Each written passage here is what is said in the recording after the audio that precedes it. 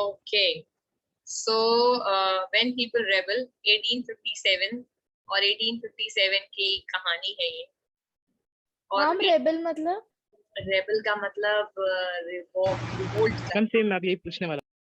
हम लड़ाई करना, बहुत देश पूरा। रेबल का मतलब वो नहीं होता है।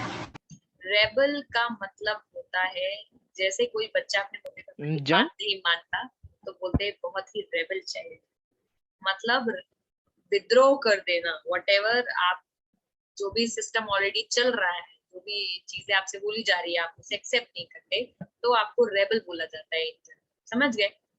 तो 1857 के रेबल को रेबल इसलिए बोलते हैं क्योंकि उस वक्त ब्रिटिशर्स इंडिया में जो भी चीजें कर रहे थे वो यहाँ के लोगों को एक्सेप्टेड नहीं था, और इसीलिए उसके अगेंस्ट वो लोग क्या कर रहे थे, रिवोल्ट कर रहे थे, तो इसीलिए इसको रेबल बोलते हैं। ठीक है, तो rebel is actually revolt.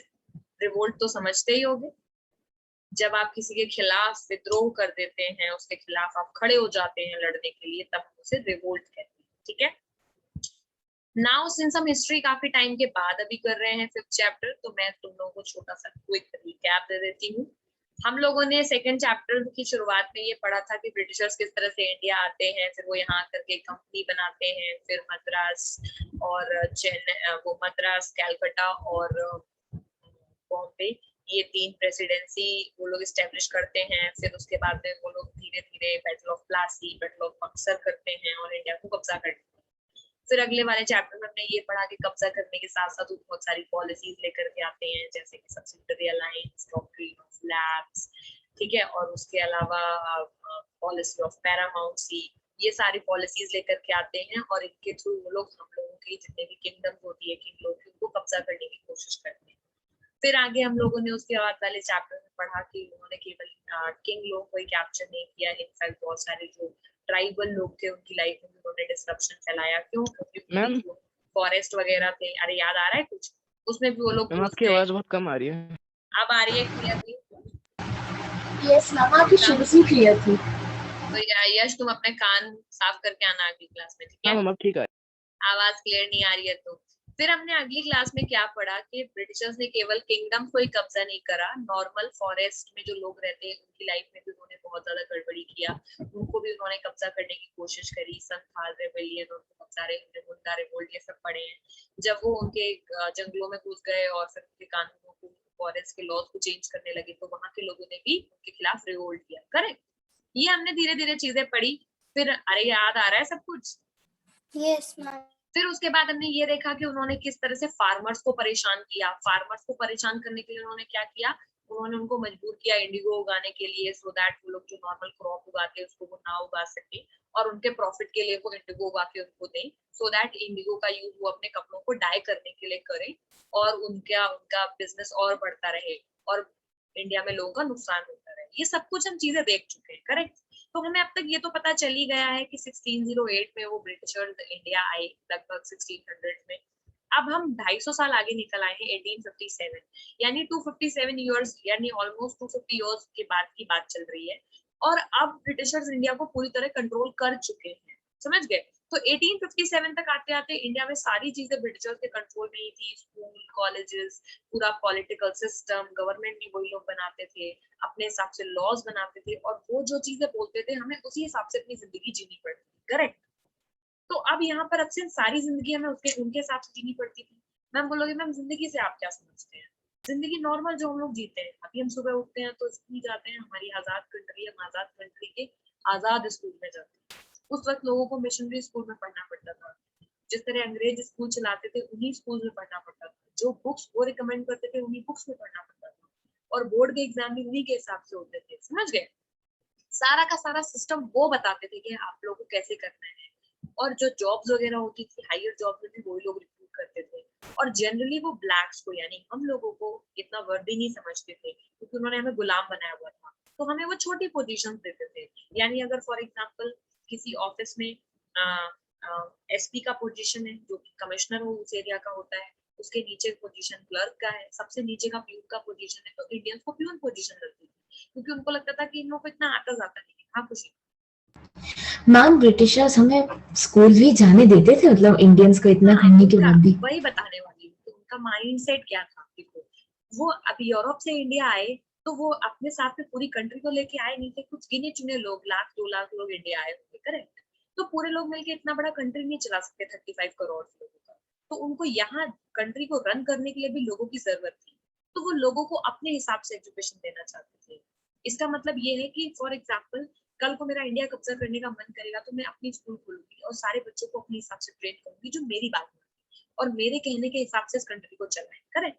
Britishers वही करते थे, उन्होंने वैसा स्कूल लगाया चलाया जिसमें बच्चे जाकर के उनके स्टाइल की एजुकेशन ले और बड़े होकर के वो उन्हीं के गुलाम बने, करेक्ट। उन्होंने ये नहीं सोचा कभी कि यहाँ के बच्चों को हम ऐसी चीज सिखाएं ताकि वो आजादी के बारे में सीखें। एक तरह से वो डिसिप्लिन के ऊपर फोकस करते थे कि हम आपके माई बाप हैं, वी आर योर गॉड, और हम जो कहेंगे उस हिसाब से आपको काम करो। तो उनको काम करने के लिए लोग तो चाहिए ही थे, लेकिन वो आजादी नहीं देना चाहते थे, समझ गए। वो खुद कंट्री को रूल करके रखना चाहते थे। तो उन्होंने जो भी स्कूल, उनका एक बहुत फेमस डायलॉग है कि हम इंडियंस को ऐसा बनाना चाहते हैं कि केवल वो दिखने से ही इंडियन हो, अंदर से क्या हो, यूरोपियंस, अंदर से यूरोपियन हो यूरोपियन वो लोग और बाहर से दिखने में केवल इंडियन हो। इस तरह की एजुकेशन देना चाहते थे। यानी हमारी पूरी कल्चर, जितनी भी हमारी कल्चर है, जो भी हमारे कस्टम्स होते हैं, जो भी चीजें हम सेलिब्रेट करते हैं, जिस तरह से हम जिंदगी जीते हैं, उन सब चीजों को वो खत्म कर देना चाहते थे। हम सब लोगों को एक तरह से अंदर से वो यूरोपियन ही बना देना चाहते थे, क्योंकि उनको लगता था कि यूरोपियन होना बहुत बेस्ट चीज है। तो क्या ये चीज अच्छी है बताओ? किसी के हाँ कल्चर को, उसकी डाइवर्सिटी को ना पहचानना, उसको बोलना कि तुम गंवार हो क्योंकि जस्ट बिकॉज कि तुम अलग हो इसलिए तुम गंवार हो, अब तुम वो चीजें सीखो जो मैं तुम्हें कह रहा हूँ। इसी को तो गुलामी कहते हैं और किसे गुलामी कहते हैं? तो इसीलिए तो बोलते हैं कि वो हमें गुलाम बना के रखते थे, यानी अपनी चीजें हमारे ऊपर वो थोपते थे। आप बोलो कुछ। मैम, वैसे वो इंडियन कल्चर को देख के ट्रेड करने के लिए इंडिया में आए थे क्योंकि उनको वहाँ का ऐसे स्पाइसेस वगैरह पसंद आए थे। कल्चर नहीं, क्विजीन, कुछ चीजें। हाँ, तो वही तो बात है कि दोनों पहले इंडिया बहुत फेमस था, तो इंडिया में वो लोग सिर्फ ट्रेड करने आए, बट धीरे धीरे उन्होंने देखा कि अरे इस कंट्री में तो बहुत सीधे लोग हैं, इनको तो कब्जा करना बहुत आसान है। एक बार जब उन्होंने कब्जा कर लिया तो उन्होंने रियलाइज करा कि क्यों ना हम इस कंट्री को बिल्कुल अपनी कंट्री के जैसा ही बना ले और यहाँ के लोगों को अपना गुलाम बना ले। तो वो हमें नौकरी दे देते, बट क्या वो कभी हमें आजादी देते? नहीं। वो चाहते हैं कि हम जिंदगी भर उनके गुलाम ही रहे, यानी इंडिया के सारे लोग छोटी नौकरियां करते रहे, बड़े लोग के लिए काम करते रहे और सारा पैसा कमा करके वो चले गए। तो अब ये तो समझ आ ही गया होगा कि वो लोग क्या करते थे। तो यही चीज आर्मी में भी करते थे। आर्मी में बहुत तरह की रैंक होती है, सबको पता है। सबसे जो बेसिक लेवल पे होता है उसको हवलदार की पोस्ट बोलते थे उस वक्त, वो सबसे नीचे होता है जिसको सिपाही बोलते हैं। तो वो लोग हम लोगों को सिपाही के रैंक तक तो रिक्रूट कर लेते थे, यानी नौकरी दे देते थे। लेकिन जो आर्मी की ऊपर की पोजीशन होती थी उसमें यूरोपियंस ही होते थे, करेक्ट। और जो यूरोपियंस होते थे उनको अच्छा खाना मिलता था, अच्छे कपड़े मिलते थे, अच्छा पैसा सैलरी मिलता था। और इंडियंस लोग, जो लोग आर्मी में जाते थे ब्रिटिशर्स की, उनको वो पैसा नहीं मिलता था, क्योंकि उन्होंने हमें रिक्रूट केवल और केवल काम कराने के लिए किया था। वो हमसे उतना लगाव नहीं था उनको कि इनकी जिंदगी अच्छी चले इसलिए मैंने अच्छी सैलरी दे, या फिर हम, समझ लो, अच्छे से इनको हम रखे, इनको खाने को दे, अच्छे कपड़े दे, उनसे उनको कोई मतलब नहीं था। उनका बस ये था कि अगर हम कहीं वॉर करने जाएं तो इंडियंस हमारे लिए जाके वहां मरे, बल्कि उनको कम से कम सैलरी में काम करे, क्योंकि बेहतर अपॉर्चुनिटीज वो यूरोपियंस को देते थे। तो इस तरह का वो डिस्क्रिमिनेशन करते थे, यानी भेदभाव करते थे। हम लोगों को ना तो अच्छी एजुकेशन, ना तो अच्छी जॉब, ना तो अच्छा रेस्पेक्ट तो मिलता ही नहीं था। वो तो कहते थे कि तुम लोग एकदम गंवार हो, तुम लोग कंट्री में आके रूल कर रहे हो, तुम्हारे ऊपर एहसान कर रहे हैं, तुम लोग इस बात के लिए हमें थैंक यू बोलो कि हम तुम्हारी कंट्री में रूल कर रहे हैं, तुम लोग सैवेज हो, जंगली, समझ गए। फॉर एग्जाम्पल अभी आपने देखा होगा, जैसे आप लोग बहुत अच्छे स्कूल में जाते हैं, बट कभी कभी आपके सामने ऐसे बच्चे आ जाते होंगे जो हिंदी स्कूल में पढ़ते हैं या फिर नहीं पढ़ते हैं। उनको देख करके आपको लगता है कि ये पिछड़े हैं, थोड़ा सा लगता है कि नहीं? पर हमें ये मैम, लाइक वो सोचना, बिहेव ऐसा करते हैं। हम पिकनिक पे गए और हमें इतना बदतमीजी से बोले जा रहे थे वो लोग वहाँ पे। हाँ वही बात है ना बेटा, बट इस चीज के लिए थोड़ी समझ चाहिए। जैसे अभी हमारे साथ कोई बदतमीजी से बात करता है या कोई ऐसा हमें लगता है कि अरे तो बिल्कुल अनपढ़ जैसे है, तो हमें ये सोचना चाहिए कि शायद उसको वो अपॉर्चुनिटी नहीं मिली कि वो पढ़ सके, करेक्ट। ये सोचना कि वो वैसा है और वो अच्छा ट्रीटमेंट डिजर्व नहीं करता, जैसे बेगर को टच करना अच्छी बात नहीं क्योंकि वो गंदे हैं, इसी तरह की चीजें यूरोपियन सेम टू सेम हमारे लिए सोचते थे, समझ गए। वो हमें टच नहीं करना चाहते थे, हम जिस इलाकों में हम रहते थे वहां वो रहना नहीं चाहते थे। वो उनको लगता था कि हम गंदगी में रहते हैं, हम गंदे दिखते हैं, हम अच्छा पढ़ नहीं पाएंगे, हम लोग कभी साइंस नहीं पढ़ पाएंगे, कभी साइंटिस्ट नहीं बन पाएंगे। और आज की डेट में सबसे ज्यादा इंजीनियर इंडिया में ही है, करेक्ट। लेकिन उन्होंने उन्होंने उस वक्त जो सोचा वो उनकी सोच के हिसाब से ठीक रहा होगा, लेकिन क्या वो सही था? गलत था। हमारे लिए तो वो बहुत ही गलत था, क्योंकि हमें मौका ना देना मतलब हमें जिंदगी भर गुलाम बना के रखने के जैसा था। क्योंकि अगर ब्रिटिशर्स आज भी इंडिया में होते तो सारे स्कूल कॉलेजेस में अभी भी सारे प्रोफेसर यूरोपियन ही होते। हम लोग को नौकरी कहीं मिलता ही नहीं, हम लोग उनके सिर्फ गुलाम ही बने रहते। करेक्ट। तो अब हम जो पढ़ने वाले हैं that is the first war of independence. किसी ने वीडी सावरकर का नाम सुना?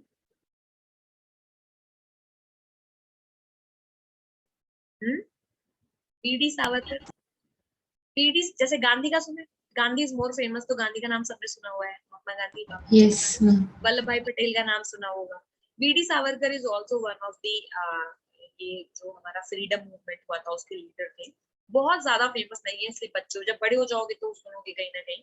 तो वीडी सावरकर ने 1857 के रिवॉल्ट को पहला first war of independence. War का क्या होता है? वॉर का मतलब होता है युद्ध, यानी किसी चीज के लिए लड़ना। तो 1857 को बेटा एक तरह की आजादी के लिए पहला अटेम्प्ट मान सकते हो, समझे? क्योंकि 1600 में यूरोपियन यहाँ पर आए, 1857 तक वो हमारा पूरा सिस्टम कब्जा कर चुके थे, और कब्जा करने के साथ साथ वो सारी चीजें अपनी मनमर्जी से चला रहे थे, हमको वो पीछे रख रहे थे। उस केस में हमने पहली बार तो कभी ना कभी कोशिश की होगी ना उनको यहाँ से भगाने की। कभी तो हमें अकल आई होगी कि नहीं यहाँ से भगा दो। तो वो अकल मैम हमें कब आई? सक्सेसफुल ही नहीं थे। सक्सेसफुल हुए हमने। वो क्या है, कभी मूवी आई है, हार जीत तो परिणाम है, कोशिश करना हमारा काम। वो वाली बात यहाँ पर एकदम फिट बैठी है कि हार जीत तो परिणाम है, लेकिन कोशिश करना हमारा काम है। तो 1857 के रिवोल्ट में पहली बार इंडियंस ने मिलकर के ये कोशिश करी कि हम ब्रिटिशर्स को यहाँ से भगा दें, समझ गए? और ये कोशिश हमने कई सालों के बाद की, क्योंकि battle of Plassey, battle of Buxar, पता नहीं कितने बैटल्स हम हार चुके थे, और उन्होंने हमारे पूरे सिस्टम को कब्जा कर लिया था। फार्मर्स की जिंदगी कब्जा कर ली, ट्राइबल्स की जिंदगी कब्जा कर ली, सारा कंट्री में रेलवे बिछा के उन्होंने पूरा पूरा कंट्री एग्रीकल्चर की कब्जा कर लिया, और सारी हमारी जो भी इंडस्ट्रीज थी, कॉटेज वाली जो भी छोटी छोटी इंडस्ट्रीज चलती थी जिनमें बुनाई कढ़ाई का काम होता था, जो यूरोपियन बहुत फेमस थी, वो सब भी कब्जा कर ली। ट्रेड जो मसाले वसाले सब कब्जा, सब पूरा कंट्री कब्जा कर लिया, और सब चीजें अपने हिसाब से रन करने लगे, और यहाँ से पैसा लूट लूट करके वो यूरोप ले जाने लगे। लेकिन 1857 से थोड़ा पहले आते आते इंडियंस, क्योंकि 200 साल हो चुके थे, तो कुछ इंडियंस थे जो पढ़ लिख गए थे अब तक घर में, थोड़े मॉडर्न हो गए थे, जैसे राजा राम मोहन रॉय हो गए, ईश्वर सुना होगा ना नाम वगैरह, विवेकानंद। दीज पीपल वर सारे लोगों को ये बता रहे थे कि देखो ये तो तुम्हें लूट रहे हैं, तुम लोगों को समझ नहीं आ पा रहा है, ये तो तुम्हें लूट रहे हैं, 200 साल हो गए हमें गुलामी करते करते, और अब हमें समझ में आ पाया कि ये तो हमें एक्चुअली लूट रहे हैं, क्योंकि वो लोग बहुत बड़े ठग थे। वो सामने से क्या बोलते थे कि हम आपको एजुकेशन देने आए हैं, आओ हमारे स्कूल में पढ़ो, ठीक है नहीं, हम आपको जॉब देने आए हैं, आओ हमारे यहाँ जॉब ले लो। जैसे वो पहली बार आए थे ट्रेड करने, कि जहां पर ना हमें ट्रेड की परमिशन दे दो, तो इस तरह की एक्टिंग वो बहुत लंबे टाइम से कर रहे थे, तो पहचानना बहुत मुश्किल था। लेकिन 1857 का जो रिवोल्ट था, उससे हमें ये बात एकदम साफ साफ पता चल गई। क्या पता चल गई? कि नहीं, ये ना बहुत ही ज्यादा हम लोगों के साथ में बुरा बर्ताव करते हैं, और हमें इन्हें भगाना चाहिए, ठीक है? अब ये तो हमने बैकग्राउंड देख लिया। ये देखो सीन का एक सीन है पेंटिंग में। इसमें देखो किस तरह से लोगों को मारा जाता है, जो सिपाहीज हैं वो किस तरह से लोगों को मार रहे हैं और 1857 के टाइम पे। अब हमें ये देखना है बेटा कि कैसे ये चीजें हुई, मतलब यहाँ तक ये बात आखिर आई कैसे, ठीक है? कब हमें पता चला कि नहीं हमें इन्हें भगाना चाहिए।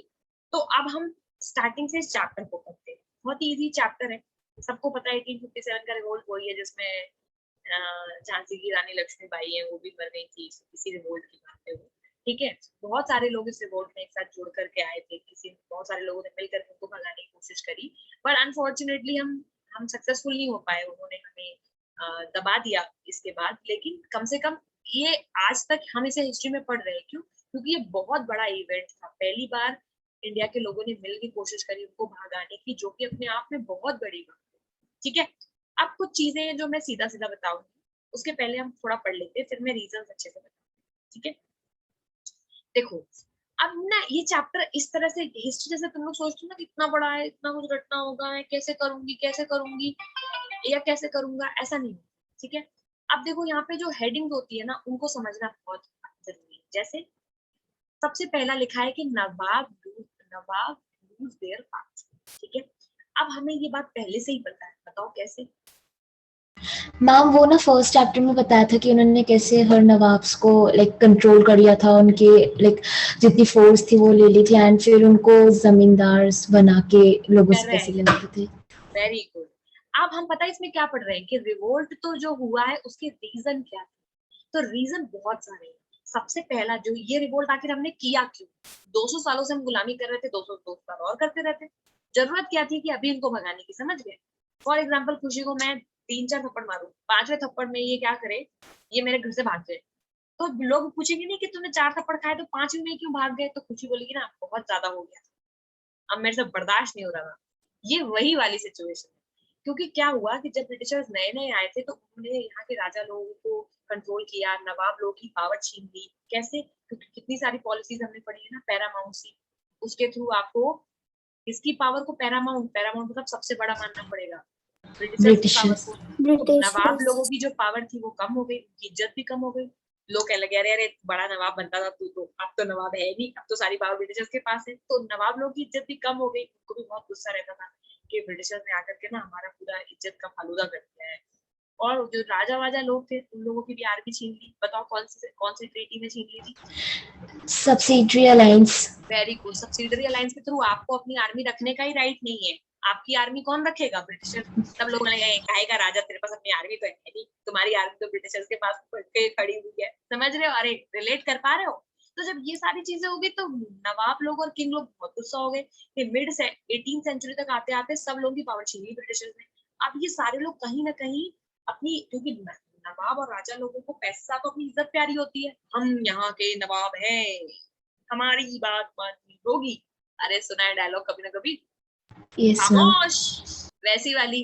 तो अब उनकी जब कोई इज्जत नहीं कर रहा है तो उनको बहुत गुस्सा आ रही है। उनको लग रहा है कि बताओ हमारी पूरी इज्जत छीन ली। और कहीं ना कहीं वो लोग अपने अंदर ही अंदर वो बहुत ज्यादा गुस्से में आग बबूला है। किससे आग बबूला है? ब्रिटिशर से। बोलते हैं मौका मिलते तुमको बताएंगे, मौका मिलते तुमको बताएंगे। ठीक है।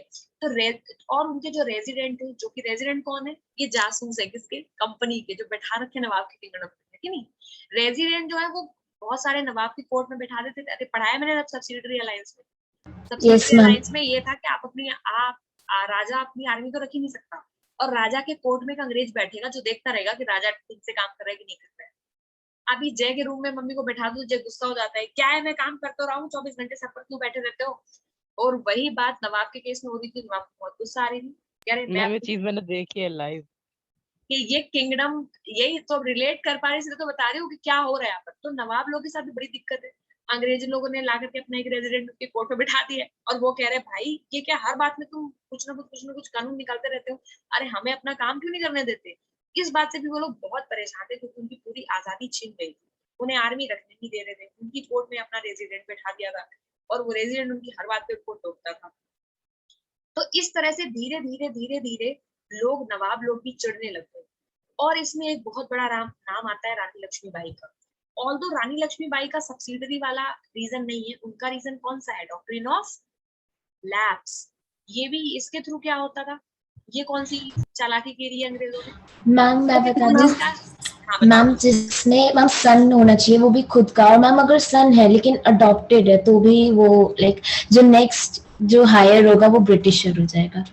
Very good. तो अब क्या था? अब ये वाली पॉलिसी भी देखो, मैं सारी रिवाइज कर, पिछले चैप्टर से सब कुछ कनेक्टेड है, ये सारी बात तुम्हें ऑलरेडी पता है जो। तो अब पता कैसे है? तीसरी बात ये कि इसमें एक नाम है रानी लक्ष्मीबाई। वैसे तो और भी बहुत सारे नाम है, सतारा, संबलपुर, जिनको डॉक्ट्रिन ऑफ लैप्स के थ्रू छीन लिया था अंग्रेजों ने। लेकिन डॉक्ट्रिन ऑफ लैप्स में बहुत चालाकी बड़ी नीति थी, बताइए क्यों? क्योंकि वो ये सोच रहे थे कि किंगडम कैसे हड़पे जहां पर सब कुछ बढ़िया चल रहा है और स्ट्रॉन्ग किंगडम है। तो इन्होंने एक पॉलिसी निकाली, उसके थ्रू अगर आपका बच्चा खुद का नहीं है, वो भी लड़का नहीं है, तो किंग नहीं बन सकता। तो आपकी किंगडम कौन ले लेगा? अंग्रेज ले लेंगे। अब झांसी की रानी जो थी, उसका जो बेटा था वो अडॉप्टेड था, वो उनका अपना बच्चा नहीं था, उन्होंने अडॉप्ट किया था। तो उस केस में अंग्रेज पीछे एकदम आंखें गड़ाए हुए थे झांसी के ऊपर कि मौका पाते ही झांसी को हम हड़प लेंगे। तो ये कुछ चीजें ऐसी थी जिसकी वजह से बहुत सारे लोग परेशान थे।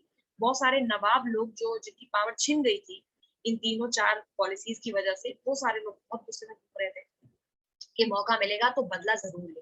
ठीक है, फिर लास्ट में फिर भी धीरे धीरे धीरे धीरे हमने सब कुछ देखा हुआ है कि मराठा और मराठा का और उसके अलावा हैदर अली, मैसूर, ये सब कुछ अंग्रेज हड़प चुके थे। तो एक तरह से सारे के सारे जो नवाब थे वो बहुत ज्यादा गुस्से में बैठे हुए थे। तो एक रीजन तो ये था कि जब रिवोल्ट हुआ तो इन सारे लोगों ने क्यों पार्टिसिपेट किया, बताओ? मैम अपनी पावर्स को लेने के अपनी लिए पावर्स को वापस। वापस लेने के लिए। तो उनको लगा कि अंग्रेज अगर भाग जाएंगे तो हमारी जो खो गई है इज्जत, शोहरत, दौलत और पावर, वो सब हमारी वापस आ जाएगी। ठीक है, अब इसमें एक और नाम है अवध। अवध के बारे में बताओ, क्या जानते हो? मैम अवध में मैम एक वो थे लाइक जो वहाँ के नवाब थे, फिर मैम उनका भी किंगडम शायद से इसी पॉलिसी पे ले लिया था, लेकिन नहीं, इन मैम इसका उस पे मिस गवर्नेंस मिस भेज दिया था। गवर्नेंस की वजह से। अब पता है क्या था, अब जब तक अंग्रेज लोग ये सारी चीजें लॉ से करते थे तो लोग शक तो बहुत करते थे इनके ऊपर। वो बोलते थे आपका बच्चा नहीं है, हम आपका किंगडम ले लेंगे, तो शक तो बहुत करते थे वो। लेकिन वो कुछ कर नहीं पाते थे क्योंकि अंग्रेज कहते थे ये हमारी नियम है, ऐसे ही होगा। लेकिन कुछ चीजें ऐसी हुई जिससे ये प्रूव हो गया कि ये सब बहाने हैं, इनका मेन मकसद तो सारी किंगडम को हड़पना ही है। जैसे अवध का जो नवाब है, उसकी उसकी जो उसके जो लोग थे, यानी उसकी जो सिटीजन्स थे, वो बहुत खुश थे अवध के नवाब से। वो बहुत अच्छे से गवर्न करता था अपनी कंट्री को।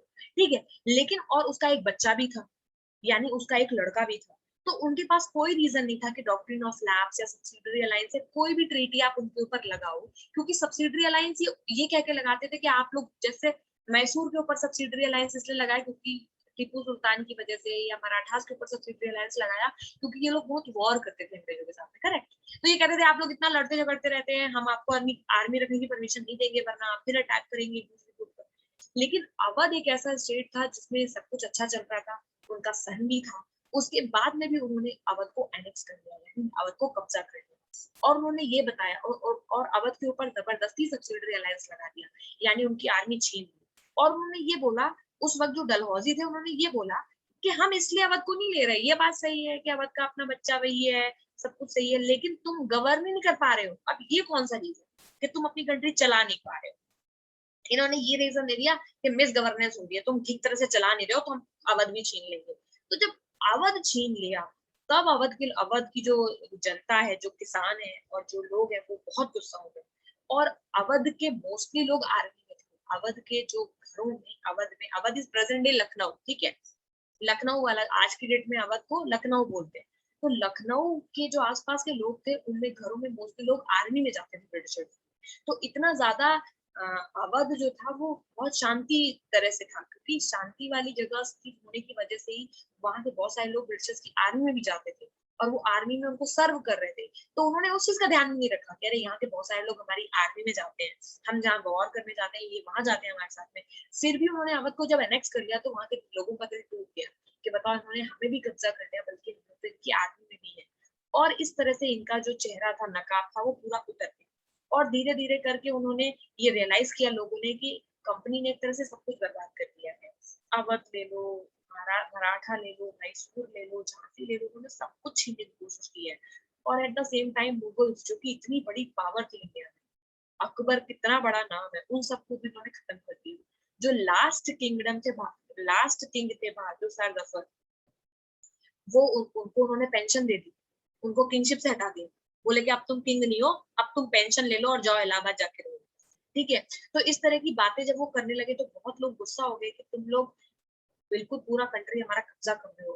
और फिर उन्होंने ये भी बोला, जो एक गवर्नर जनरल थे डलहौजी, याद रखना, उन्होंने ये भी बोला कि बहादुर शाह जफर के बाद में किंग जो है किंगडम खत्म हो जाएगी, यानी किंगशिप रहेगी नहीं इंडिया में, यानी बहादुर शाह जफर आखिरी किंग होगा, उसके बाद कोई किंग हो नहीं सकता है। समझ गए?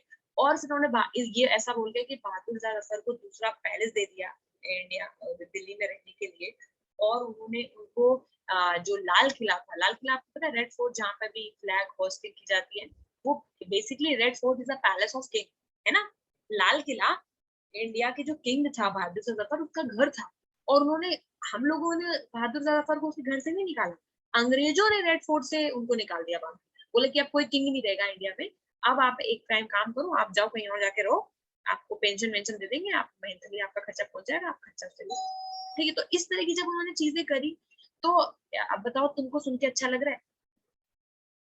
सारी उन्होंने पूरा कंट्री कब्जा कर लिया। तो ये एक रीजन है जिस वजह से लोग इतना गुस्सा हो गए कि 1857 में उन्होंने रिवोल्ट किया। 1 मिनट होल्ड करो, आई विल बी बैक, फिर दूसरा बताती हूँ।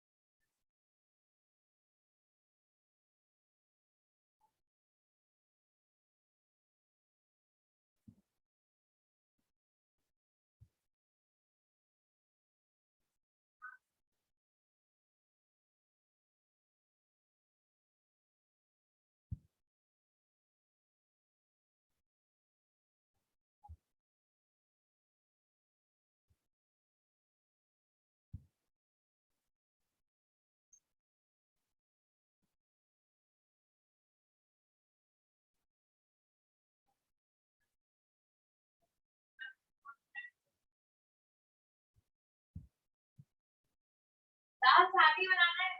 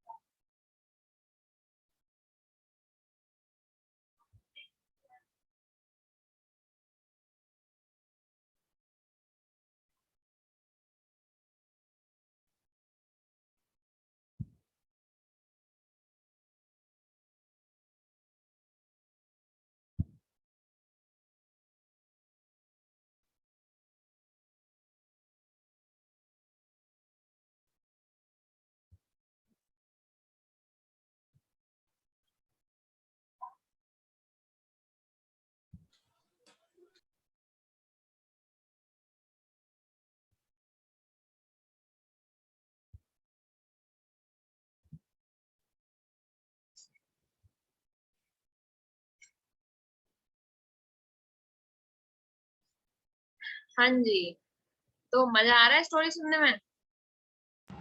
मैम मजा नहीं आ रहा, गुस्सा ज्यादा आ रहा है ब्रिटिशर्स में, क्या क्या कर रहे हैं। ये बात अब तो है क्या मैम, मुझे भी। करेंगे? अब तो इंडिया एक लीडिंग पावर हो गया है। अब तो हम लोग वैसे भी बहुत अमीर होने वाले हैं आगे कुछ सालों में। हमारे यंग लोग प्यारे प्यारे तुम्हारे जैसे बहुत कुछ करेंगे हमारी कंट्री के लिए। तो मैम हम बहुत कुछ, बहुत कुछ। बहुत कुछ करेंगे, तो इसीलिए हम लोग उनसे अब बहुत आगे हैं। हमारी क्रिकेट टीम उनसे आगे निकल गई है। सब कुछ बहुत हमारा अब तो बस कोहिनूर उन्होंने रखा हुआ है दबा करके। एक बार कोहिनूर भी वापस ले आएंगे कुछ टाइम के बाद, खुद ही दे देंगे वो लोग। कोहिनूर रखा हुआ है उन्होंने। कोहिनूर पता है ना? Yes ma'am. Kohinoor is the, हाँ मैम, वो क्वीन एलिजाबेथ के पास। यस, यहाँ से उठ के वो उनके क्राउन में चला गया है, हमारे क्राउन से निकल कर आ जाएगा कुछ टाइम के बाद वापस। अगला मैम जो देखना, बेटा, मुझे सब पता है। सब पता है, वेरी गुड। कहाँ सीखा तुमने ये सब कुछ? मैम बस पता लग गई। पता लग गई? अच्छा भाई। अगला जो हम चीज पढ़ने वाले हैं वो है दूसरा रीजन। और अब ये सारा तुम्हें खुद लिख के लाना है, समझ रहे हो? ग्रामर भी पढ़ रहे हो और इंग्लिश भी पढ़ रहे हो, शर्म कर लो थोड़ी, खुद से लिखना सीखो आंसर्स को, ठीक है? 9th पहुंचने वाले हो तुम लोग। Yes ma'am. अगला जो रीजन है, और बड़ा बड़ा लिखो, जय और यश, तुम लोग बहुत छोटे आंसर्स लिखते हो, साक्षी तुम भी बहुत छोटे आंसर लिखती हो। डिस्क्रिप्टिव आंसर लिखना है ये वाला, रीजंस फॉर 1857 रिवोल्ट। आज का होमवर्क है ये, नोट कर डालो इसको। मैम क्या होगा, आप रिपीट कर सकते हैं? रीजंस ऑफ 1857 रिवोल्ट, क्योंकि हर बार मैं क्लास में बनवाती हूँ ना नोट्स, हर सारे चैप्टर्स में। Yes ma'am. इस बार ये तुम लोगों का पहला होमवर्क तुम लोग करोगे, नोट्स में अगली क्लास में। Reasons for okay ma'am. 1857 revolt. पहला रीजन जो हम ऑलरेडी लिख चुके हैं बेटा, पहला रीजन क्या है? पहले रीजन की हेडिंग यही रहेगी, नवाब लूज देयर पावर, ये है फर्स्ट रीजन, ठीक है? Now second reason is the peasant and sepoys, इसको पढ़ लो और ये दोनों होमवर्क में फिर करके लो। फिर आई थिंक एक और रीजन होगा नीचे, responses, correct, response to the reform. 3 reason है, ये तीनों रीजन आपको करके लाने हैं। तीनों बड़े बड़े रीजन का मतलब मैं बताती हूँ, एक का बता चुकी हूँ, सबको समझ आ गया होगा कि पहला क्यों, क्योंकि नवाब की पावर चली गई, और नवाब की पावर मेजर 3 चीजों की वजह से गई, सब्सिडरी अलायंस की वजह से, डॉक्ट्रिन ऑफ लैप्स की वजह से, पॉलिसी ऑफ पैरामाउंसी की वजह से। और ये तीनों जो पॉलिसी, ये तीनों जो चीजें थी अंग्रेजों ने लगाई थी, और इनका बहाना लेकर के वो लोगों की पावर छीन रहे थे। इस वजह से नवाब लोग बहुत गुस्से में थे, और उनका ये था कि मौका मिलते ही उन्होंने 1857 रिवोल्ट में लोगों का साथ दिया ताकि अंग्रेजों को यहाँ से भगा सके। दूसरा बड़ा रीजन पीजेंट, क्या मुझे बताने की जरूरत है? नो मैम, हम बहुत सारे चैप्टर्स हम हिस्ट्री में यही सुनते आए हैं, इसलिए वही क्या है, इसलिए मैं कह रही हूँ चैप्टर हम लोग को ऑलरेडी आता है। देखो बेसिक पढ़ने का, किसी एक चीज को ध्यान से पढ़ने का फायदा पता है क्या है? वो चीज जहां भी यूज होगी वहां वो तुम्हें आती होगी। अगर उस चैप्टर में नहीं पढ़ा होता तो इस चैप्टर में फिर से पढ़ना पड़ता, फिर अगले चैप्टर में फिर से पढ़ना पड़ता। पीजेंटों की प्रॉब्लम हमें पता है कि उन्होंने क्या किया, बताओ? 2 बड़े बड़े मुंड्रो, रयतवारी, महलवारी, याद आ रहा है? Yes ma'am. रयतवारी महलवारी जो सिस्टम है उसकी वजह से रयतवारी, परमानेंट सेटलमेंट, रयतवारी और महलवारी, ये 3 सिस्टम जब उन्होंने लगाए तो उससे किसानों का बहुत ज्यादा नुकसान हुआ, क्योंकि ये तीनों ही सिस्टम किस चीज के लिए थे? रेवेन्यू के लिए थे। यानी मैम पर ये तो उसके लिए अच्छे करने के लिए लगाए थे ना, और एग्रीकल्चर अच्छे करने के लिए। अच्छे करने के लिए लगाने से क्या होगा? मैं कहती हूँ कि खुशी मेरा बहुत मन है कि तुम उल्टा लटको, ब्रेन में ब्लड जाएगा तो ब्रेन अच्छा काम करेगा। तुम कहोगी अरे तो, और फिर उल्टा लटकने की वजह से ब्रेन हैमरेज हो जाए, है कि नहीं? तो अलग एक ही, उन्होंने ये नहीं सोचा कि इसका इम्पैक्ट क्या होगा लोगों के ऊपर। वो कुछ भी, अंग्रेज पीजेंट तो परेशान हो गया ना, किसान को खुद तो गुस्सा आ गया, क्योंकि उसको बहुत कुछ झेलना पड़ा उनके गलत डिसीजंस की वजह से। पहला चीज जो उन्होंने किया था वो था परमानेंट सेटलमेंट। परमानेंट सेटलमेंट उन्होंने क्या किया? उन्होंने बोला ये जमीन का टुकड़ा है, ये किसान इस पे उगाता है, 20-25 साल तक सेम रेवेन्यू मुझे दो। जमींदार को बोला कि जमींदार से उन्होंने वो कर ली, डील कर ली। जमींदार वो कौन है? जिसके कंट्रोल में पूरा एक गांव टाइप का, 2-3 गांव, 2-3 विलेज उसके कंट्रोल में आते हैं। तो किसान लोगों को, जैसे हम लोग अपना इनकम जो भी कमाते हैं हमें गवर्नमेंट को इनकम टैक्स देना पड़ता है, उसी तरह किसान जो लोग उगाते थे उसमें उन लोगों को कुछ टैक्स देना पड़ता था किंग को उस समय पर, ठीक है? फिर यही सिस्टम पहले चलता था ना, अभी भी किसान लोगों को, अब तो कोई टैक्स है नहीं खेती पर, लेकिन उस टाइम पर जो भी किसान उगाता था उसका कुछ पार्ट उसे देना पड़ता था जमींदार को as a part of tax. अब क्या है, ब्रिटिशर्स ने बोला, और ब्रिटिशर्स ने फिर सब चीजें कब्जा कर ली थी, सारी किंगडम कब्जा कर ली थी। तो जमीनों में उन्होंने क्या किया? उन्होंने बोला हमें फिक्स पैसा चाहिए, यानी जितना भी यहाँ पर जो भी लोग खेती कर रहे हैं, क्योंकि उस वक्त बेटा बड़ी बड़ी जॉब्स तो थी नहीं, कंप्यूटर साइंस, टीचिंग, लॉयर, ये वो, तो हमसे टैक्स तो मिलता नहीं था। तो गवर्नमेंट को ज्यादा टैक्स कहाँ से मिलता था? खेती से। अरे किसी तो टैक्स लेगी ना गवर्नमेंट, अरे समझते हैं? Yes ma'am. तो अभी तो सब लोग टैक्स भरते हैं, अब तो सिस्टम पूरा चेंज हो गया। अब तो क्योंकि खेती बहुत कम लोग करते हैं और खेती में मैक्सिमम लोग गरीब है, तो अब गवर्नमेंट खेती में टैक्स नहीं लेती। लेकिन उस टाइम पर मैक्सिमम लोग ये सब काम नहीं करते थे जो हम लोग करते हैं, डॉक्टर, लॉयर, इंजीनियर, साइंटिस्ट। उस समय ज्यादातर लोग खेती ही करते थे, क्योंकि जमाना पिछड़ा था ना। तो गवर्नमेंट किससे टैक्स वसूलती थी? खेती से।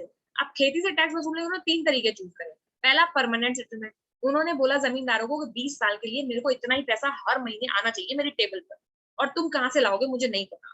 आप बताओ जमींदार क्या करेगा उतना पैसा टेबल पे रखने के लिए? किसानों से वो ज्यादा वसूलेगा कि नहीं? Yes ma'am. मैम अपने फायदे का भी वसूलते थे ना तो। बोलो, और अगर अंग्रेजों ने मांगा है 10 रुपए तो जमींदार वसूलता था 20 रुपए, वो बीच में 10 रुपए खा लेता था। तो इस तरह से वो फार्मर को परेशान करते थे। तो परमानेंट सेटलमेंट और फिर आया रयतवारी और महलवारी, ये तीनों मैंने पढ़ा है। रयतवारी सिस्टम साउथ इंडिया में था, जिसमें हर एक किसान के साथ उनका डील होता था कि तुम मुझे इतना टैक्स हर महीने दोगे, तो किसान उस डील को देता था। तब भी उनकी हालत खराब होती थी किसानों की, क्योंकि अंग्रेज लोगों को ये मतलब नहीं था कि तुम कितना उगाते हो, उनको टैक्स चाहिए जितना वो मांग रहे हैं, समझ गए। तो फॉर एग्जाम्पल तुम्हारी सैलरी 30,000 रुपए है, लेकिन तुमसे 25,000 रुपए कोई टैक्स मांग ले, कैसा लगेगा तुमको? अब रह क्या जाएगा फिर। तो यही तो वो करते थे कि बहुत जगह खेती पर नियरली 100% का भी टैक्स था। यानी किसान बोलता था कि इतना तो मैं कमाता ही नहीं हूँ जितना टैक्स लेते हो तुम लोग मुझसे, लेकिन वो वसूलते जाते थे। और ये तीनों चीजें करते थे वो, रयतवारी, महलवारी और परमानेंट सेटलमेंट से। तो पीजेंट लोग परेशान इसीलिए थे, देखो यहाँ पर लिखा हुआ है। कंट्री साइड के जो पीजेंट थे वो रेजेंट यानी गुस्से में थे क्योंकि हाई टैक्स था, करेक्ट, बहुत ज्यादा टैक्स लेती थी ब्रिटिश गवर्नमेंट उन लोगों से, और उनके मेथड्स भी बहुत रिजिड यानी कठोर होते थे कलेक्शन पे। फॉर एग्जांपल अगर पीजेंट किसान बोलेगा कि मेरे पास इस महीने टैक्स नहीं है देने के लिए, तो वो लठियाल आ जाते थे, ब्रिटिशर्स लोगों ने लठियाल वगैरह हायर कर रखे थे। वो आते थे, किसानों को मारते थे, या फिर उनकी जमीनें, लगान वगान देखिए ना, अरे लगान मूवी देखिए, यस मैम, उसमें क्रिकेट मैच से दुगना करते हैं। दुगना लगान देना होगा अगर मैच हार गए तो इस तरह की बातें वो करते थे। लगान का मतलब टैक्स, उस वक्त हिंदी में लगान को टैक्स बोलते हैं। तो ब्रिटिशर जो लोग थे वो बहुत टैक्स वसूलते थे, और पीजेंट लोग इतना कमाते नहीं थे, बेचारे गरीब लोग थे। तो इस वजह से वो लोग बहुत परेशान रहते थे। बहुत सारे लोग अपना लोन ही नहीं चुका पाते थे। आज तक खेती की हालत, ब्रिटिशर्स ने ऐसी हालत कर दी खेती की कि आज तक खेती की हालत इतनी बुरी है कि फार्मर्स लोग आज तक परेशान। और धीरे धीरे जब वो लोग टैक्स नहीं दे पाते थे तो ब्रिटिशर्स क्या करते थे, उनकी जमीन ही लिखवा लेते थे, और फिर वो पूरी जमीन को वो कब्जा कर लेते थे और अपने लोगों को बैठा देते थे उस जमीन पर। तो किसान अगर टैक्स देगा तो वो उसके पास खाने के लिए कुछ नहीं बचेगा, क्योंकि इतना टैक्स मांग रहे हो, और अगर टैक्स नहीं देगा तो उसकी जमीन छीन लोगे। तो एक तरह से किसानों को दोनों तरफ से परेशान कर दिया। तो इसीलिए पीजेंट्स बहुत ज्यादा गुस्से में थे ब्रिटिशर्स से, और 1857 तक आते आते उन्होंने ठान लिया था कि मैंने। अगला है सिपॉइज, इनके बारे में तो मैंने अभी भी बताया था। सिपॉइज आपको क्या करते थे? पहली बात तो जितने भी सिपॉइज थे वो देवर अनहैप्पी अबाउट देयर पे, यानी उनको जो पैसा दिया जाता था वो बहुत कम था। ठीक है, क्यों? क्योंकि सेम पोस्ट पर अंग्रेजों को पैसा ज्यादा मिलता था। अलाउंस का मतलब होता है जैसे कि फ्री में होता है ना, फ्री अलाउंस में, जैसे प्राइवेट कंपनीज में जो लोग काम करते हैं उनको वैकेशन फ्री होती है, किसी को सोडेक्सो कूपन मिलते हैं, आपके पेरेंट्स को शायद मिलते होंगे, किसी को कुछ और कैब सर्विस फ्री मिलती है, और किसी को वर्किंग आवर में छुट्टी है, तो सीएल वगैरह मिलता है ना, पेंशन वगैरह मिलता है। अलाउंस मतलब जो चीजें एक्स्ट्रा देती है कंपनी। तो कंपनी क्या करती थी, जो हम लोगों के जो इंडियंस होते थे उनको वो पे बहुत कम देते थे, अलाउंस तो देते ही नहीं थे, और कंडीशंस ऑफ सर्विस या मतलब कैसे हालात में काम करना पड़ेगा वो भी बहुत बुरे थे। फॉर एग्जाम्पल जो फौजी, जो हम लोग के इंडियन जो सिपॉइज थे, उनके क्वार्टर्स बहुत गंदे होते थे, बेडशीट भी नहीं, पानी नहीं, और सीवेज के लिए कुछ बढ़िया नहीं, खाने के लिए बढ़िया नहीं। तो वो ये सब देख के उनको बहुत बुरा लगता था कि हम लोगों के साथ इतना बुरा बर्ताव करते हो, और तुम लोग, और ब्रिटिशर्स जो तुम्हारे सिपॉइज है उनको तुम इतना अच्छा ट्रीटमेंट देते हो, उनके कमरे में मस्त हर तरह की सुविधाएं दी हुई है, उनको टीवी फ्रिज सब कुछ मिला हुआ है, हमें कुछ भी नहीं मिला। हमें हमें वर्दी भी नहीं, एक वर्दी फट जाती थी, वर्दी तक नहीं देते थे कि यूनिफॉर्म भी दे। यूनिफॉर्म भी उनकी फटी रहती थी, उनकी यूनिफॉर्म इतनी बढ़िया रहती थी। ये सब देख करके जो सिपॉइज थे उनको बहुत बुरा लगता था। एक तरह से सिपॉइज के मन में था ना, वो आ जाता था एम्बैरसमेंट अपने को लेकर के, कि यार हम क्या इतने बुरे हैं कि हमारे से इतना बुरा बर्ताव करते हो तुम लोग। फिर धीरे धीरे वो लोग जो हमारे रिलीजियस बिलीव्स होते थे उनको भी वो लोग बहुत मजाक उड़ाते थे। फॉर एग्जाम्पल सिख लोगों को वो पगड़ी नहीं पहनने देते थे, और जो कड़ा वड़ा नहीं हाथ पे पहनने देते थे, और जो हिंदू लोग हैं उनको राइफल वगैरह वो काट के कारतूस लगाना पड़ता था, प्लस वो जो जने वने वो पहनते हैं वो सब भी नहीं पहनने देते थे। हाँ खुशी? मैम उनको ऐसे भी करते थे क्या मैम कि जो ब्रिटिश लाइक जो सिपॉइज है उनको कम ट्रेनिंग देते थे और कम वॉर के लिए, लेकिन जो इंडियन है उनको बहुत हार्श ट्रेनिंग और बहुत ज्यादा वॉर के लिए हाँ भेजते ये थे। भी करते थे, क्योंकि जो वॉर होता है उसमें मेन वॉर लड़ने तो सिपाही जाता है। तो सिपाही लोगों को जानवरों की तरह ट्रीट करते थे, उनको अलग तरह से उनकी ट्रेनिंग बहुत, क्योंकि वो ऑफिसर क्लास नहीं है ना, लड़ाई में सिपाही लड़ने जाएगा ना, किंग थोड़ी ना जाता है, किंग तो पीछे रहता है सबसे लास्ट में। तो सिपाही जो होता है, सिपाही जिनको इंग्लिश में बोलते हैं, उनको वो लोग बहुत हार्श ट्रेनिंग देते थे, उनको बोलते थे उनको ज्यादा खाने के लिए भी नहीं, और उनको मैक्सिमम के बाद इनका तो यही काम है कि ये वॉर में आगे जाएंगे, इनको बस मरना है, इनको ज्यादा क्या है इनका। तो वॉर वगैरह में पहले उनको ज्यादा भेजते थे, अपने सिपाही को कम भेजते थे, इंडियंस को ज्यादा भेजते थे, है कि नहीं, कि मरना होगा तो हमारे वाले ज्यादा मरेंगे, इनके नहीं मरेंगे, क्योंकि उन लोगों की जान भाई ज्यादा कीमती है, वो लोग तो भगवान ने उनको भेजा हुआ है ना दुनिया में राज करने के लिए, ऐसा सोचते थे वो लोग कि बाकी लोग तो गुलाम है हमारे। तो इस तरह से वो बहुत परेशान रहते थे। फिर क्या होता था हमारे यहाँ उस टाइम पे, क्योंकि हम लोग बहुत आइसोलेटेड रहते थे, हम लोग ज्यादा दुनिया से हमारा मेल जोल नहीं था जब तक ब्रिटिशर्स हमारे कंट्री में नहीं आए। तो वहां पर क्या होता था उस समय, बहुत सारे लोग इंडिया में इस बात में बिलीव करते थे कि अगर आप, हम लोग भी थोड़े सुपरस्टिशियस थे, ऐसी बात नहीं है कि हम लोग भाई बहुत ज्यादा पढ़े लिखे नहीं थे, साइंटिफिक नहीं थे, हम लोग सीधे साधे स्पिरिचुअल लोग थे, योग करते रहते थे। आज भी देखो हम लोग योग ही करते रहते हैं, बाबा रामदेव से लेकर नरेंद्र मोदी सब लोग योग ही कर रहे हैं। तो अभी तक हमारे घर में भी सब लोग योग कर रहे हैं। तो हम लोग सीधे साधे लोग थे जो स्पिरिचुअलिज्म में बिलीव करते थे, अच्छी अच्छी बातों में बिलीव करते थे। तो हमारे यहाँ अगर आप सी क्रॉस कर लोगे तो रिलीजन ऐसा आपने खो दिया, ऐसा माना जाता था। तो कोई भी इंसान अपनी, ये इसलिए माना जाता था ताकि कोई इंसान अपनी कंट्री छोड़ के ना जाए। तो अब हमारे यहाँ के जो लोग थे वो इस्लाम में बहुत तेज बिलीव करते थे कि हम तो भाई हमारा तो और धर्म बताने की जरूरत तो है नहीं कि हम लोग कितने धार्मिक है कि नहीं। हमारे इंडिया में लोग राम मंदिर के नाम पर तो वोट दे देते हैं, ठीक है। Yes ma'am. इतने धार्मिक लोग हैं हम लोग। तो अगर किसी को ये कह दो कि बेटा तुम्हारा धर्म भ्रष्ट हो जाएगा अगर तुमने सी क्रॉस कर लिया, तो कोई करेगा? आधे लोग तो इंडिया में नहीं करेंगे। तो उस समय जो लोग थे वो लोग इतने सीधे थे कि बेटा हाँ ठीक है, हमारा रिलीजन हमारे लिए ज्यादा इंपॉर्टेंट है, तो हम लोग सी भी क्रॉस नहीं करते थे। अब प्रॉब्लम ये थी कि जब कंपनी रिक्रूट करती थी सोल्जर्स को, तो कंपनी तो ये सब हम लोग के कायदे कानून मानती नहीं है ना, उसको ये मतलब अगर तुम लोग कितने अंधविश्वासी सी तक क्रॉस नहीं करना चाहते, कंपनी फोर्स करती थी लोगों को। क्योंकि कंपनी बहुत सारे वॉर बाहर भी लड़ने जाती थी, जैसे बर्मा, म्यांमार जिसको बोलते हैं प्रेजेंट डे, ठीक है। तो कंपनी म्यांमार जाती थी, साउथ अफ्रीका जा रही है, मिडिल ईस्ट में जा रही है, अफगानिस्तान जा रही है, कंपनी हमारे सोल्जर्स को लेकर कहीं भी चली जाती थी, क्योंकि कंपनी ने हमें रिक्रूट किया हुआ था। कंपनी तो ब्रिटेन की है, कंपनी ने हमें रिक्रूट कर लिया, अब हम तो कंपनी के गुलाम हो गए, उन्होंने हमें कब्जा कर रखा है, तो वो जहाँ कहेंगे वहीं जाना पड़ेगा। अब कंपनी ले जाती थी, कंपनी और लोग जाना नहीं चाहते थे, क्योंकि हमारे यहाँ ऐसा माना जाता था कि अरे ये तो सी क्रॉस करके आया। तो लोग फिर गाँव में जब वो वापस आता था ना आदमी, तो उससे लोग बात नहीं करते थे कि अरे ये तो लड़ाई लड़ने गया था बर्मा, इससे कोई बात नहीं करेगा। अब लोग बहुत परेशान होते थे। कम्युनिटी में जब आदमी रहता है तो कम्युनिटी जानता है ना। अब कल को लोग तुम लोग से मिलना बंद कर दे, कैसा लगेगा तुम लोग कि हमारे घर तो कोई आता ही नहीं, कोई बात नहीं करता। इसी वजह से जो सोल्जर्स थे वो कंपनी के ऊपर नाराज होते थे कि आपको बाहर के वॉर लड़ने तो आप किसी और को ले जाओ, हमारे यहाँ अगर ऐसा नहीं चलता है तो हमें क्यों जबरदस्ती ले जाओ। तो कंपनी वाले जबरदस्ती हमें वॉर ले जाते थे, और अगर उनके ऑर्डर को आप मानने से मना कर दो तो वो फिर क्या करते थे, सीवियरली पनिश भी करते थे, बहुत ज्यादा पनिशमेंट दे देते थे, ठीक है। और इस वजह से पैसे नहीं देते थे या फिर टॉर्चर करते थे, और फिर धीरे धीरे लोगों को जबरदस्ती एग्री ही करना पड़ता था। अगर फिर वो एक एक्ट पर साइन करवाने लगे कि अब अगर तुम्हें कंपनी की सर्विस चाहिए तो तुम्हें बाहर के लिए एग्री करना पड़ेगा, अगर तुम बाहर नहीं जाओगे तो तुम्हें नौकरी नहीं देंगे, भूखों मरोगे। अब सब कुछ उन्हीं ने कब्जा किया हुआ था, तो नौकरी भी वही दे रहे थे, तो मजबूरी थी ना हमारी। कल को अगर इंडिया को कोई और कब्जा कर लिया और सारी एमएनसीज को भी कोई और कब्जा कर ले, तो वो जो कहेगा हमें वही करना पड़ेगा ना नौकरी लेने के लिए, करेक्ट? वरना फिर हम खाएंगे क्या? सीधी सी बात है। अरे समझ पा रहे हो? मैम उन्होंने कार्टिलेज भी ऐसे काउ और पिग मीट से करे थे, रिलीजियस बिलीफ को बहुत हर्ट करा था कार्टिलेज। वो तो अब बाद में बताऊंगी मैं। वो इंस्टेंट कॉज है, इंस्टेंट मतलब तुरंत तुरंत क्या हुआ जिसकी वजह से बोलेंगे ना। जैसे कि मैंने 5 थप्पड़ वाला एग्जांपल लिया था, तो 4 थप्पड़ में ऑलरेडी मार चुकी हूँ, तो तुम उस बात के लिए भी नाराज हो, लेकिन जैसे ही 5वां पड़ा तुम्हें और गुस्सा आ गई।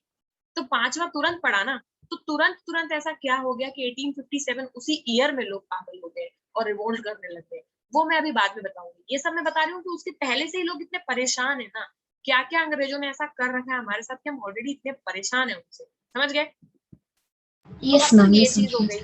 अब क्या हुआ, धीरे धीरे अब आते हैं तीसरी चीज के ऊपर। तीसरी चीज है रिस्पॉन्स टू द रिफॉर्म। अब क्या है, हमने भी बताया कि हम लोग सीधे साधे लोग थे और हम लोग पुराने अपने कस्टम पे चलते चले आ रहे थे। तो तुम लोगों को याद हो, तुम लोगों को शायद पता होगा कि हमारे यहाँ कुछ चीजें जो थी वो हमेशा से चलती चली आ रही भगवान राम के समय पे, जैसे सती। सती पता है ना? सती का यस मतलब मैम। होता है कि जब आपके हस्बैंड मर जाते हैं तो विडो क्या करेगी जीकर, तो विडो भी मर जाती थी पहले, और लोग ये अपनी मर्जी से करते थे, समझ गए? सती एक टाइम पे लोग अपनी मर्जी से करते थे। जैसे सती, सती कहाँ से आया है? सती शिव की पत्नी है ना, सती भगवान पार्वती को बोलते हैं सती। तो जब भगवान शिव, ये देखो मैं बहुत इंटरेस्टिंग स्टोरी सुनाती हूँ, और फिर सती का मैं, तभी तुम लोगों को सती अच्छे से याद रहेगा। सती पार्वती, गॉडेस पार्वती सब जानते हैं। सो गॉडेस यस मैम। पार्वती जब फर्स्ट टाइम पैदा हुई थी भगवान शिव से मिलने के लिए, तो वो ह्यूमन थी। तो जब उनकी शादी हो गई तो उसके बाद में जो भगवान शिव जो है वो अच्छे से नहाते वाते नहीं है, गोरी टाइप के, शेर की खाल वाल पहन लेते हैं। तो सती के जो डैड थे प्रजापति दक्ष, दक्ष किंग थे, उनको पसंद नहीं थे भगवान शिव, वो विष्णु को भगवान को ज्यादा मानते थे। तो जब मैम सती मैं सारी कहानी जानता हूँ ये। तो जब सती जो थी ना, वो चाहती थी कि उनके पति को रिस्पेक्ट मिले। रिस्पेक्ट तो, इज्जत तो सबको चाहिए है कि नहीं। इज्जत की वजह से तो हमने 1857 का रिवोल्ट किया कि अंग्रेज हमारी इज्जत नहीं करते। तो इज्जत नहीं दे रहे थे भगवान, जो दक्ष किंग है वो इज्जत नहीं दे रहे थे। किसको नहीं इज्जत दे रहे थे? भगवान शिव को। वो कहते मेरे सती जी लिए को। नहीं शिव को। सॉरी सॉरी, शिव जी। और वो बहुत नाराज थे अपनी बेटी सती से कि तुमने शिव से क्यों शादी की, क्योंकि शिव जो है वो अच्छे, मुझे देखने में भी नहीं लगते, घोड़ी टाइप के हैं और थोड़े अजीब लगते हैं, ठीक है। तो अब भगवान शिव तो इतने सीधे साधे भोलेनाथ बोलते हैं उनको, सती जी को उनसे प्यार हो गया तो सती की शादी कर ली जाकर। अब एक बार प्रजापति दक्ष ने बहुत बड़ा यज्ञ किया, बहुत ही बड़ा, और उन्होंने, और दक्ष जो है वो बड़े किंग है, मतलब पूरे अर्थ के किंग थे वो। तो उसमें उन्होंने सारे गॉड को बुलाया, सारे गॉड भी आए उसमें, लेकिन उन्होंने शिव को नहीं बुलाया, ठीक है, क्योंकि शिव जी को वो पसंद नहीं करते थे, तो उन्होंने बुलाया नहीं। अब सती जी नाराज हो गई कि दामाद को नहीं बुलाया, बताओ, पापा को बुलाना चाहिए। तो वो चली गई दक्ष, और चली गई अपने डैड के पास गुस्सा होकर। तो उनकी जब वो गई कि तुमने क्यों नहीं बुलाया शिव जी को, तो उनके डैड ने और बेइज्जती कर दी। ऑलरेडी बेइज्जती कर ही चुके थे, बट उनका उनसे आते जाते नहीं थे वो लोग एक दूसरे कर। लेकिन जब वो उनके घर चली गई तो उन्होंने और बेइज्जती कर दी, और सती जी को इतना गुस्सा आ गया, इतना गुस्सा आ गया, इतना गुस्सा आ गया कि उन्होंने फायर, अपने आप को आग ही लगा दिया, समझ गए, अपने पति की रिस्पेक्ट बचाने के लिए कि और जब उन्होंने आग लगा ली तो उनको बोला उन्होंने कि वो सती हो गई, उनका नाम सती है। तो इस तरह से ये कस्टम धीरे धीरे, क्योंकि हमारे यहाँ ये पुराणों की कथा है, तो जो भी वाइफ, जैसे पुराने जमाने में वॉर बहुत ज्यादा होते थे, तो वॉर में जब किसी के हस्बैंड मर जाते थे तो पीछे विडो बचती थी। अब विडो को इस बात का डर रहता था कि जिन्होंने वॉर जीता है वो हमें उठा करके ले जाएंगे और हमारे साथ पूरा बर्ताव करेंगे। तो अपनी इज्जत को बचाने के लिए, अपनी फैमिली की रिस्पेक्ट को बचाने के लिए वीमेन खुद ही अपने आप चिता में कूद जाती थी, करेक्ट। तो ये वॉलेंटरी सिस्टम था, जो मतलब अपनी मर्जी से लोग करते थे। पर धीरे धीरे समय बीतता गया और कुछ कुछ बुरी एलिमेंट भी इनमें घुस गए, फिर लड़कियों को मजबूर किया जाने लगा, समझ गए। पहले तो ये मन से होता था, जिनका मन है वो जाते थे सती। फिर बाद में इंडियन सोसाइटी, अब ये बहुत 5000 साल पुरानी की कहानी है, अब धीरे धीरे जब सोसाइटी आगे बढ़ती गई तो सती एक तरह का कस्टम बन गया। जैसे अब आजकल कस्टम बन गया, जब तक तुम 10th नहीं करोगे तब तक 12th नहीं कर पाओगे, है कि नहीं। वैसे एक कस्टम बन गया। क्या कस्टम बन गया? कि अगर जो सती नहीं होती है, जो जो अच्छी बीवी होगी वो तो सती हो जाएगी, क्योंकि जितने भी एग्जाम्पल मैंने दिए वो सब अच्छी वाइफ है ना, अच्छी वाइफ है। अब जब नए नए जमाने में कुछ लड़कियां ऐसी थी जो सती नहीं होना चाहती थी, यानी जिनके हस्बैंड मर गए लेकिन फिर भी वो जीना चाहती थी, उस केस में जबरदस्ती उनको सती कर दिया जाता था। तो ये बात गलत है, कोई सही बात नहीं है, किसी का सती होने का मन नहीं है, और सती तो बहुत बुरी प्रथा है, किसी को होना ही नहीं चाहिए। ह्यूमन लाइफ की कितनी वैल्यू है। लेकिन पुराने जमाने की वो पौराणिक कथा बात अलग है, नए जमाने की बात अलग है। जब अंग्रेजों को ये बात पता चली कि इंडिया में प्रैक्टिस ऑफ सती होता है, और वो भी जबरदस्ती कराया जाता है, और वो भी छोटी छोटी बच्चियों को कराया जाता है, क्योंकि छोटे में शादी हो जाती थी, किसी का बाई चांस छोटे में ही हस्बैंड मर गया तो छोटी बच्चियों को भी चिता में बैठा दिया। उनको मतलब ही नहीं है क्यों मर रही है क्यों नहीं मर रही है, जबरदस्ती चिता में बैठा दिया। तो इस तरह की चीजें जब अंग्रेजों ने सुनी तो उन्हें लगा कि अरे कौन से जंगली लोगों के साथ हम रह रहे हैं, ठीक है। तो उन्होंने इन चीजों को हटाने की कोशिश करी। अंग्रेज इतने कुछ चीजों में अच्छे भी थे, और लेकिन जब उन्होंने इन चीजों की हटाने की कोशिश करी तो हमारे यहाँ के लोगों को बात पसंद आएगी नहीं, नो क्योंकि वो मैम। हमारे रिलीजन को छेड़ रहे थे, और रिलीजन के नाम पे तो आज तक कुछ लोग दकियानूसी चीजों को प्रमोट करते हैं। आज तक कुछ लोग दूसरे कास्ट का छुआ हुआ खाना नहीं खाते, आज तक इतने अंधे हैं लोग इंडिया में रिलीजन को लेकर। तो जब अंग्रेजों ने ये सब चीजें शुरू करी, सती को हटा दिया उन्होंने, और रीमैरिज को वो इनकरेज करने लगे। रीमैरिज का मतलब एक बार आप मैरिज कर चुके हैं तो आप दोबारा मैरिज कर सकते हैं, अगर आप विडो हो गए या नहीं भी हो गए तो भी आप रीमैरिज कर सकते हैं। लेकिन उस वक्त विडो रीमैरिज होता नहीं था हमारे यहाँ इंडिया में, क्योंकि हमारे यहाँ तो 7 जन्मों का बंधन है, एक बार कर लिया किसी से शादी तो 7 जन्मों तक के लिए तो फिक्स हो गए। तो तुम कर ही नहीं सकते, जब 7 जन्म के लिए फिक्स हो तो इस जन्म में दोबारा कैसे कर लोगे, कि नहीं। तो हमारे यहाँ ये होता नहीं था, लेकिन उन्होंने विडो रीमैरिज करना भी उन्होंने प्रमोट किया अंग्रेजों ने, क्योंकि उनकी एजुकेशन उस तरह की थी, वो लोग सती भी नहीं करते थे, यहाँ रीमैरिजेस भी होती थी। जब उन्होंने ये सब करना शुरू करा, और ये सारी बातें क्रिश्चियन मिशनरीज, यानी क्रिश्चियन जो, जैसे हमारे यहाँ स्कूल टीचर होते हैं ना हिंदू वाले, और वैसे ही क्रिश्चियन में जो उनके मिशनरी स्कूल होते हैं ना, उनके कॉन्वेंट के टीचर्स उन्होंने बुला लिया यहाँ पर इंडिया, और सबको ये सब बातें वो फैलाने लगे, इंग्लिश एजुकेशन देने लगे, साइंस की बात बताने लगे। बातें तो वो अच्छी ही कर रहे थे, लेकिन उनका इंटेंशन अच्छा नहीं था। वो ये सारी बातें कर रहे थे हमें पढ़ाने के लिए, ताकि हम बड़े होकर के उनके ही गुलाम बने। करेक्ट? क्योंकि अगर हम पढ़ेंगे लिखेंगे नहीं तो उनके लिए नौकरी कैसे करेंगे? उनको तो नौकर चाहिए नौकरी देने के लिए। तो इस पर्पज से वो हमें पढ़ा रहे थे। कोई पढ़ाने के पीछे बहुत बढ़िया उद्देश्य नहीं था, लेकिन वो कहीं ना कहीं हमारे लिए अच्छा भी था, क्योंकि जब हम पढ़ लिख गए तभी तो हमें पता चला कि सती बुरी चीज है, अरे मैरिज कोई बुरी चीज नहीं है। लेकिन जब वो ये सारी बातें बता रहे थे तो बहुत सारे लोगों की बात पे गुस्सा आ गई, और फिर धीरे धीरे फिर लेकिन लोग शक कर रहे थे। फिर उन्होंने एक ऐसा काम किया जिससे लोग बहुत गुस्सा। उन्होंने एक 1850 में एक लॉ पास किया। 1857 के रिवोल्ट से जस्ट 7 ईयर्स पहले उन्होंने एक ऐसा लॉ पास किया जिसके तहत आप अपना धर्म कन्वर्ट कर सकते हैं, रिलीजन कन्वर्ट करके आप क्रिश्चियन बन सकते हैं। और उन्होंने ये बोला कि अगर आप ऐसा करते हैं तो आपके जो एंसेस्टर्स की प्रॉपर्टी है वो आप इनहेरिट भी कर सकते हैं। तो कितना आसान कर दिया उन्होंने। बोला कि फॉर एग्जाम्पल खुशी को बोलो, खुशी अगर तुम क्रिश्चियन बन जाओगे ना, तुम्हारी मम्मी की सारी प्रॉपर्टी मैं तुम्हें दे दूंगी, छीनूंगी। तो खुशी को कितना इंसेंटिव लालच दे दिया मैंने क्रिश्चियन बनने के। तो ये चीज करने लगे। उन्होंने ये बोला कि जो भी लोग इंडियन क्रिश्चियन बन जाएंगे उनके एंसेस्टर प्रॉपर्टी पे उनका हक बना रहेगा। यानी वो प्रमोट कर रहे थे कि इंडिया के लोग अपना धर्म कन्वर्ट करके इसमें बदल जाए, क्रिश्चियन में बन जाए। तो ये चीज लोगों को और गुस्सा आ गया। उन्होंने बोला कि तुम सती हटा रहे थे, विडो मैरिज करवा रहे हो, हमारे यहाँ होती भी नहीं है। दूसरा तो तुम हमारा रिलीजन ही बर्बाद कर दे रहे हो, डिस्ट्रॉइंग देयर रिलीजन। और हम सबको क्या चाहते हो कि हम सब क्रिश्चियन बन जाए। तो जब उन्होंने ये सारी चीजें करी तो लोग उनको लेकर के और गुस्सा हो गए। उनको ऐसा लगा कि ये क्या करना चाह रहे हैं, ये हमें हमारे कल्चर को बर्बाद कर देंगे। और इस तरह की बात जब उन्होंने करी तो लोग और गुस्सा हो गए, और फिर उन्होंने फिर 1857 के रिवोल्ट में बढ़ चढ़ के हिस्सा लिया। क्या मैंने सारी बातें समझा दी तुम लोगों को? Yes ma'am. क्या तुम्हें समझ आ गई? Yes ma'am. चलो भाई।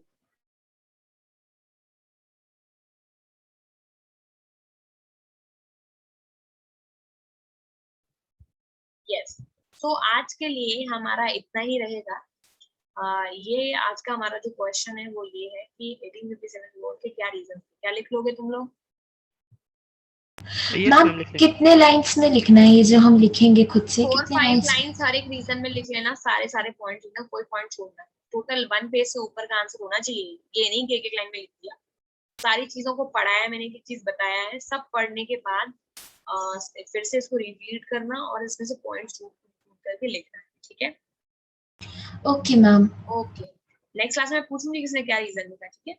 सो गाइज आज के लिए इतना ही। Okay next ma'am. क्लास में कुछ और आगे और चैप्टर के चलेंगे, और ये कहानी इंटरेस्टिंग होती जा रही है, इसको और इंटरेस्टिंग बनाएंगे नेक्स्ट क्लास में। Till then have a good day, bye bye.